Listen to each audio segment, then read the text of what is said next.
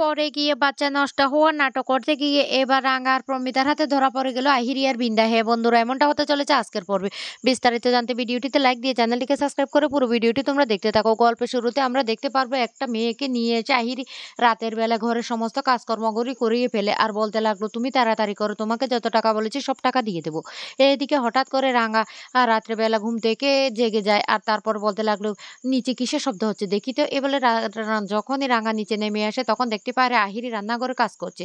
আর রাঙা তখন বলতে লাগলো, এই আহিরি দিদি, তোর মাথাটা ঠিক আছে? এত রাতে তুই নিচে কাজ করছিস? আহিরি তখন বলতে লাগলো, কি ভেবেছিস রাঙা? কি ভেবেছিস? তুই ভেবেছিস আমার কাছে পোটটা ফন্ড করে দিয়ে তুই একাই জিতে যাবি? সেটা তো হতে পারে না। সকালবেলা কাজ করলে তুই আমার কাজটা ফন্ড করতে পারবি, সেটাই তো তুই বুদ্ধি করে রেখেছিস। কিন্তু সেটা আমি হতে দেবো না, তাই আমি রাতের বেলা সমস্ত কাজ করে নিচে, সকালবেলায় যেন সবাই উঠে গরম গরম ব্রেকফাস্ট করতে পারে সেই জন্য। রাঙা তখন বলতে লাগলো, ঠিক আছে, তোর যেটা ভালো মনে হয়, আমি যাচ্ছি। এই বলে রাঙা সেখান থেকে চলে যায়। পরের দিন সকালবেলায় ময়না নিচে এসে বলতে লাগলো, ও বাবা, এত খাবার দাবার কে বানিয়েছে? আহিরি, তুমি বানিয়েছো? আহিরি তখন বলতে লাগলো, হ্যাঁ মেজো বৌদি, আমি বানিয়েছি। তখন বলতে লাগলো, তুমি তো কি তাহলে কালকে সারা রাত এইভাবে রান্না বান্না করেছো? আহিরি তখন বলতে লাগলো, সারা রাত আমি এইভাবে কষ্ট করে রান্না করেছি। বাড়ির সবাই কোথায়? সবাইকে ডাকো। এই কথা বলার সাথে সাথে তখন সবাই চলে আসে। আর তখন বলতে লাগলো, একলব্য, একলব্য কোথায়? এই একলব্য, একলব্য, ব্রেকফাস্ট করবে না? নিচে আসো। তখন একলব্য নিচে চলে আসে আর বলতে লাগলো, দেখো আমি আজকে তোমাদের সবার জন্য আলুর পরোটা বানিয়েছি। এক খাবার খেতে খেতে না সবার একঘেয়েমি চলে এসেছে, সেই জন্য আমি সবার জন্য আলুর পরোটা বানিয়ে দিয়েছি। তখনই এই সন্দেহ হয় পাঞ্চারি। পাঞ্চারি তখন বলতে লাগলো, রাঙা, আমার না কেমন একটা সন্দেহ হচ্ছে। আহিরি একা হাতে এতগুলো পরোটা বানানো, সেটা একটা অসম্ভব ব্যাপার। আমার মনে হচ্ছে এটা নিশ্চয়ই একটা কারসাজি করছে। রাঙা তখন বলতে লাগলো, আমারও সেটা মনে হচ্ছে, কিন্তু কি ব্যাপারটা কি সেটা তো বুঝতে পারছি না। তখন না একলব্যের মায়েরও সন্দেহ হয়। আর তখন বলতে লাগলো, এই তোমরা সবাই বসে পড়ো না, বসে পড়ো। তখন একলব্য বলতে লাগলো, এই পরোটাগুলো আমার তো মনে হয় দোকান থেকে নিয়ে আসা হয়েছে। আহিরি তখন বলতে লাগলো, কি বলছো তুমি? মা, আপনার যদি সন্দেহ হয় আপনি একবার রান্নাঘরে গিয়ে দেখুন, এখনো সমস্ত আলুর খোসা সবকিছু পড়ে আছে। আর রাঙাই তো দেখেছে। রাঙা, তুই বল না, তুই দেখিসনি কালকে রাত্রে তুই যখন জল নিতে এসেছিলি তখন আমি রান্নাঘরে রান্না করছি? রাঙা তখন বলতে লাগলো, হ্যাঁ দেখেছি তো মা। তখন বলতে লাগলো, এত কথা না বলে সবাই খেতে বসে যাও। যখন সবাই খেতে বসে যায় তখনই আহিরি সবাইকে খাবারটা দিতে থাকে। আর তখন হঠাৎ করে দেখতে পায় উপর থেকে বড় বৌদি উঁকি মারছে। বড় বৌদি যখনই ইশারা করতে থাকে তখন আহিরি বলতে লাগলো, ও এবার রাঙাকে দিয়ে কাজটা সেরে নিতে হবে। তখন রাঙাকে বলতে লাগলো, এই রাঙা, পরোটাগুলি সবাইকে দিয়ে দে না রে। রাঙা তখন সবাইকে পরোটাগুলি দিতে থাকে। আর তখনই বলতে লাগলো, রাঙা একটা কাজ কর, এই যে স্যুপটা বানিয়েছি সেটা সাত্তকীকে একটু দিয়ে আসবি। কারণ মেজ দাদাভাই তো অসুস্থ, সেজন্য সে বেশি তেলাক্ত জিনিস খেতে পারবে না। তাই তোকে বলছি, এ খাবারটা যদি তুই যদি উপরে দিয়ে আসতি। রাঙা তখন বলতে লাগলো, ঠিক আছে, দে, এদিকে দে। এই বলে সেই স্যুপটা নিয়ে যখন উপরের দিকে যেতে যাবে তখন আহিরি ইশারা করে বৃন্দাকে নিচের দিকে নামার জন্য। আর বৃন্দা তখনই নিচের দিকে নামতে আসে। আর তখন বৃন্দা ইচ্ছা করে রাঙার সাথে ধাক্কা লেগে পড়ে যায়। আর পরে গিয়ে চিৎকার করে বলতে লাগলো, ও মা গো, মরে গেলাম গো মা, আমাকে শেষ করে দিল গো। রাঙা ইচ্ছে করে আমাকে ধাক্কা মেরে ফেলে দিল গো। তখনই আহিরি সেখানে ছুটে আসে আর এসে বলতে লাগলো, কি হয়েছে বড় বৌদি, কি হয়েছে? তখনই বৃন্দা বলতে লাগলো, দেখ দেখ দেখ, আহিরি ইচ্ছে করে আমাকে ধাক্কা মেরে ফেলে দিয়েছে যাতে আমার বাচ্চাটা নষ্ট হয়ে যায়। নিশ্চয় আমার বাচ্চাটা নষ্ট হয়ে গেছে। এই মা, আমি এবার কি করব, বাচ্চাটা আমার নষ্ট হয়ে গেছে। এই বলে খুব কান্নাকাটি করতে থাকে। তখনই একলব্যের মা ছুটে যায় সেখানে আর গিয়ে বলতে লাগলো, এই বৃন্দা, ঠিক করে বলো তো তোমার সত্যি ব্যথাটা কোন জায়গায় লেগেছে? তখনই বৃন্দা বলতে লাগলো, মা আমার পেটে লেগেছে, আমার পেটে লেগেছে, আমার পেটটা বড্ড ব্যথা করছে। এই বলে কান্নাকাটি করতে থাকে। তখনই আহিরি প্রচন্ড রেগে যায় আর রেগে গিয়ে বলতে লাগলো, রাঙা, তুমি এতটা নিচ মানসিকতা কি করে হতে পারলে? তুমি এইভাবে বড় বৌদিকে ফেলে দিতে পারলে? বাচ্চাটাকে তুমি এইভাবে নষ্ট করতে পারলে? তখনই একলব্যের মা বলতে লাগলো, এই আহিরি, তুমি এসব কি বলছো? আর তুমি তুমি কেন এই ধরনের কথাবার্তা বলছো? তুমি আমাদের বাড়ির কে হো? তখন এই কথাটা বলতেই আহিরি তখন বলতে লাগলো, কেন আন্টি, বোঝাপড়া তো হয়েই গেছে, আপনি কি ভুলে গিয়েছেন? সমস্ত বোঝাপড়া হয়ে গেছে, আমিও তো এই বাড়িতে থাকি। আর একলব্য আমাকে সম্পূর্ণ অধিকারটা দিয়ে দিয়েছে, আপনি কি জানেন না সেটা? যা শুনে অবাক হয়ে যায় একলব্যের মা। আহিরি তখন বলতে লাগলো, এই কাজটা কি করে করতে পারলে? রাঙাকে না ছেড়ে দেওয়া যাবে না। তখন রাঙা বারবার কান্নাকাটি করতে থাকে আর বলতে লাগলো, বিশ্বাস করো আমি ধাক্কা দিইনি, আমি ধাক্কা দিইনি।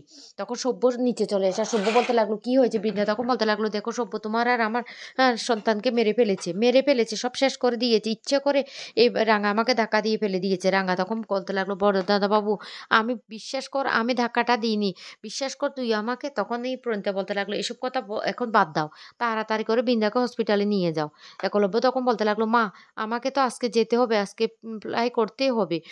এই বরং অঙ্কুর আর পাঞ্চারি তোরা নিয়ে যা। তখনই পাঞ্চারি বলতে লাগলো, "ঠিক আছে আমরা নিয়ে যাচ্ছি।" একলব্যের মা তখন বলতে লাগলো, "হ্যাঁ, তোরা নিয়ে যা আমরা পরে আসছি।" তখনই অঙ্কুর আর পাঞ্চারি বৃন্দাকে হাসপাতালে নিয়ে যায়। এদিকে রাঙা খুব কান্নাকাটি করতে থাকে।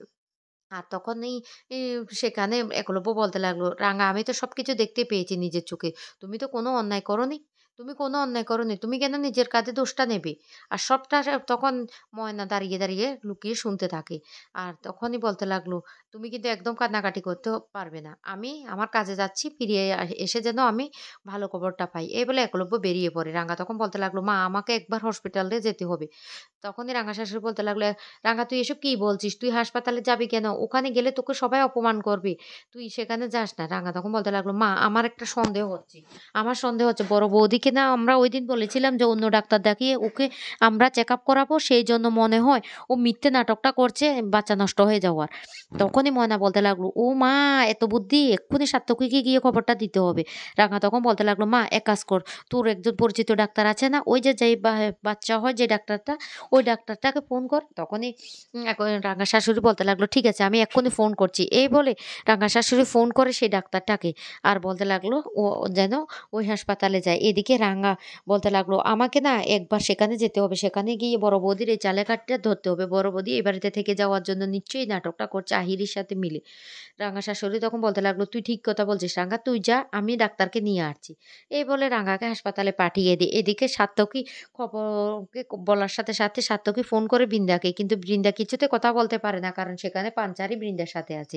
আর তখনই এই রাঙা শাশুড়ি ডাক্তার নিয়ে সেই হাসপাতালে চলে যায়। সেখানে গিয়ে বলতে লাগলো, "হ্যাঁ, বাচ্চাটা তো নষ্ট হয়ে গেছে। সবটা হয়েছে ওই রাঙার জন্য।" এমনভাবে বলতে থাকে তখন বৃন্দাও অবাক হয়ে যায়। আর বলতে লাগলো, "ওকে ওকে আমরা চরম শাস্তি দেব। আর সেই শাস্তির জন্য আপনাকে পরীক্ষা করতে হবে যে সত্যি বাচ্চাটা নষ্ট হয়ে গেছে।" বৃন্দা তখন বলতে লাগলো, মা আমরা যে ডাক্তারটা দেখিয়েছিলাম উনাকে দেখাবো।" তখনই রাঙা শাশুড়ি বলতে লাগলো, "হ্যাঁ, উনাকে তো দেখাবো। তার আগে উনি একবার চেকআপ করুক তারপরে।"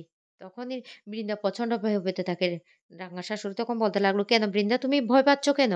তোমার এত বড় ক্ষতিটা রাঙা করেছে, তাকে তো শাস্তি দিতে হবে, তাই উপযুক্ত প্রমাণ ছাড়া কি তাকে শাস্তি দিতে পারবো?" এই বলে ডাক্তারটাকে দিয়ে চেকআপ করানোর সাথে, সাথে মিথ্যের নাটকটা ধরা পড়ে যায়। আর বৃন্দা তখন প্রচন্ড ভয় পেয়ে বলতে লাগলো, "আমাকে ক্ষমা করে দিন মা, আমাকে ক্ষমা করে দিন।" তখন আহিরিও ভয় পেয়ে যায়। এদিকে বৃন্দার শাশুড়ি তখন বলতে লাগলো, এত বড় অন্যায়টা তুমি কি করে করতে পারলে? কি করে পারলে? তার উপর তুমি এত বড় অন্যায় করার সাথে, সাথে তুমি রাঙাকে ফাঁসিয়ে দিচ্ছ?